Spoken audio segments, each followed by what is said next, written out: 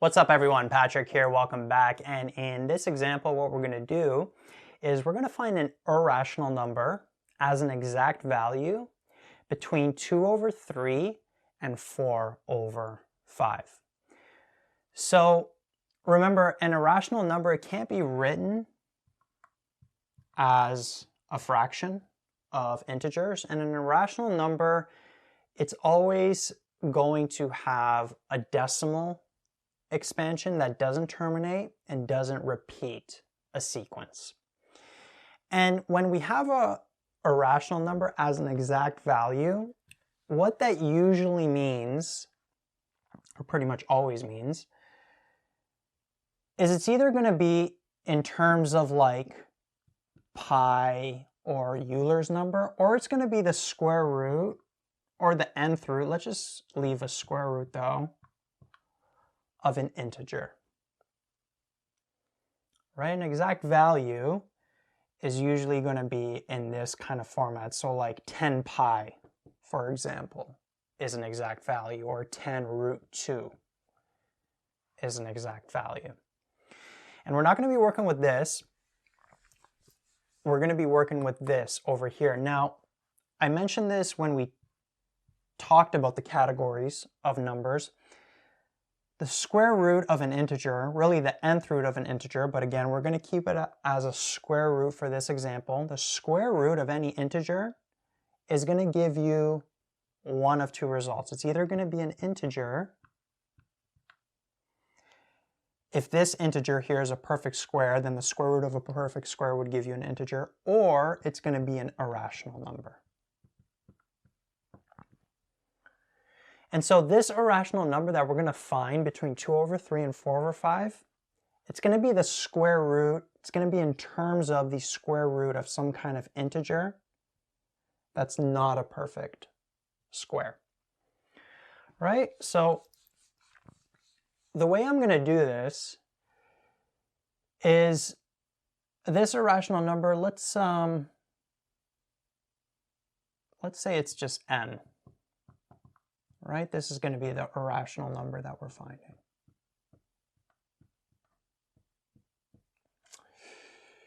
This is not an integer. This is going to be an irrational number.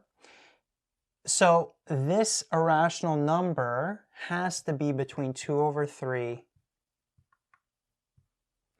and 4 over 5.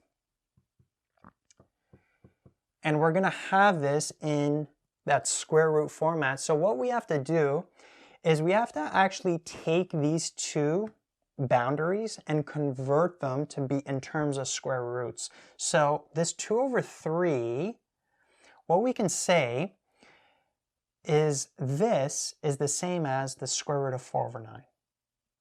Right? If we square the numerator, square the denominator, we would get 4 over 9. The square root of 4 over 9 is the same as 2 over 3. And then if we square both of these, we would get 16 over 25, the square root of 16 over 25.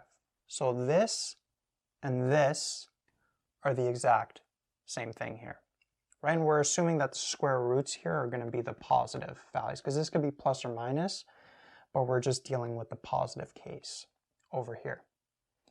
So if m is between 2 over 3 and 4 over 5, that's the same as m being between the square root of 4 over 9 and the square root of 16 over 25.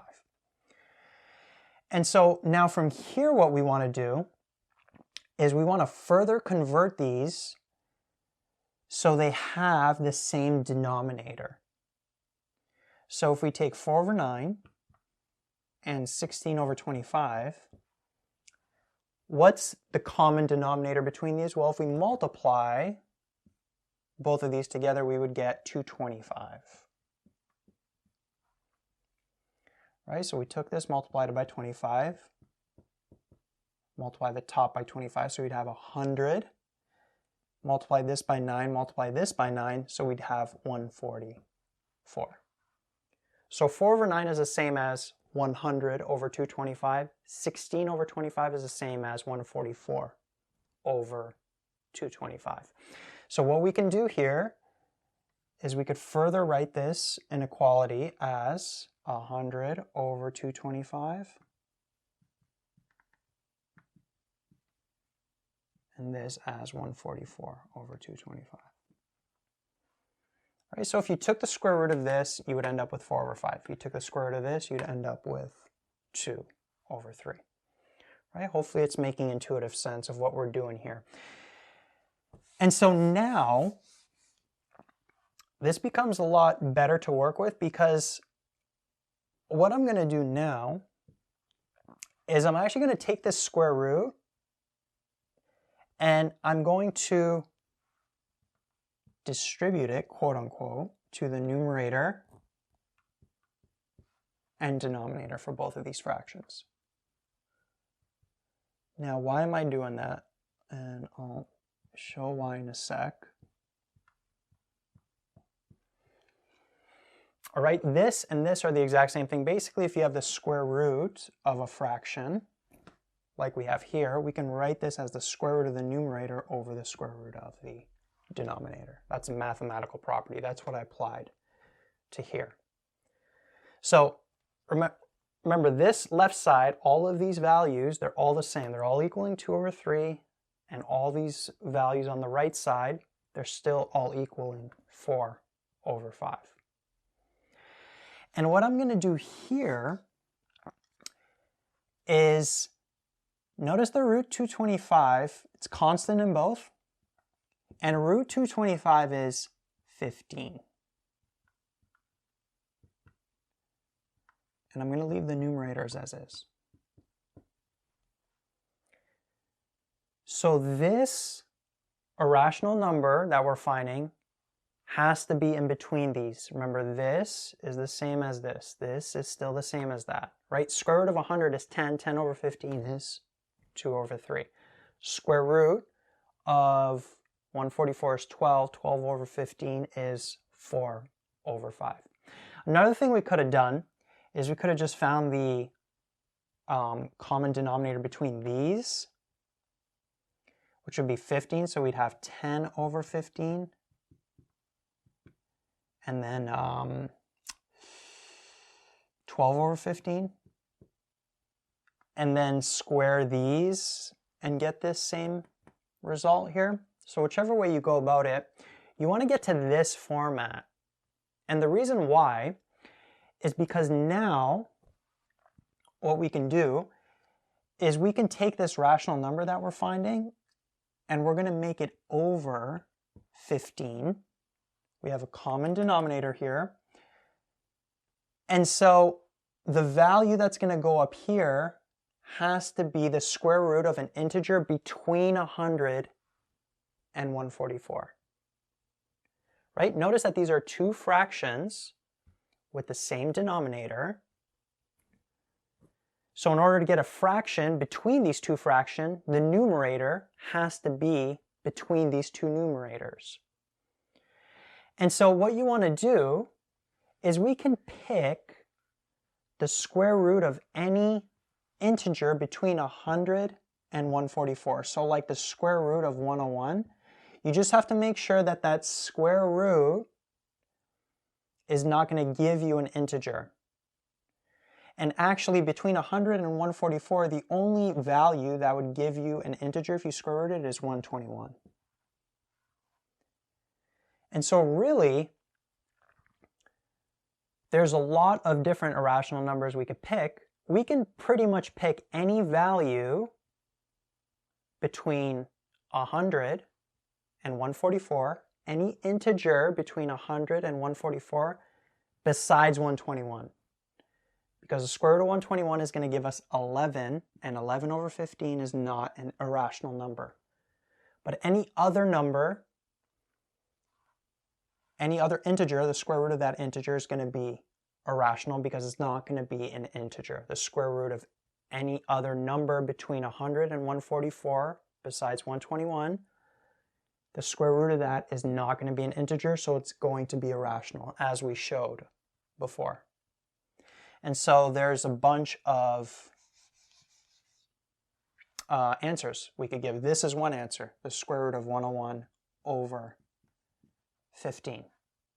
Now notice we're taking, one thing I want to mention is we're taking an irrational number. As we know, the square root of 101 is irrational. if we divide it by irrational, that whole number is still irrational. Right? Or if we take an irrational number and multiply it by a rational number, that whole number is still going to be irrational. Or if we take an irrational and add a rational, so if we take like 5 plus root 2, well, this whole number, even though we're adding a rational number to an irrational, this whole number is still going to be irrational.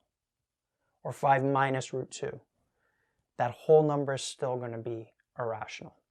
So even though we have a rational number or an integer for the numerator, or the denominator rather, sorry, if the numerator is irrational, then the whole number is irrational. Right? So square root of 101 over 15. That is an irrational number. That's between 2 over 3 and 4 over 5. You could check this in your calculator. Right? Or the square root of 102 over 15. Square root of 103 over 15. Basically all the numbers up until 144. So from 101 to 143 except for 121, because the square root of 121 is going to be 11. It's going to be an integer. And then an integer over an integer is a rational number. And then you can also even try to think of numbers that are going to simplify this denominator further. So notice square root of 101, square root of 102. Actually, yeah, none of these here are going to simplify these square roots.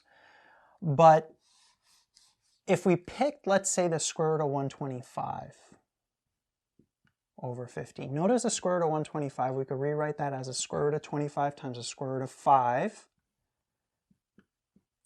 over 15. And then notice the square root of 25 is 5. So we'd have 5 root 5 over 15. So 5 root 5 is the same as square root of 125. And then 5 over 15, that simplifies to 1 over 3. So we'd have root 5 over 3. So that's a nice simplified number, a nice simplified irrational number that's in between these two values, right? Because root 125 over 15 is in between these two over here. All right, so personally, if I get a question like this, that's the way I like to go about it. I like to take those bounds, put them under a square root, get a common denominator, and then from there, you keep that denominator the same, and then just pick numerators that are going to be in between these. Just make sure that when you're square rooting that numerator, it's not going to give you an integer, and then it's going to be an irrational number. And you don't even have to use the square root. You could even use the third root. So we could have even did like this 2 over 3. That's the same as the third root of 8 over 27. And then here, this would be like the third root of what, 64 over 125, but then you're just dealing with bigger numbers, common denominator between 27 and 125. It could get a little hectic. So I use the square root, but really you could use any. You could use this with any nth root, but I used the square root. All right, so if you get a question like this, that's how you could do it. Find an irrational number. There's a bunch of different choices you can take, but root 5 over 3, that is a simplified one.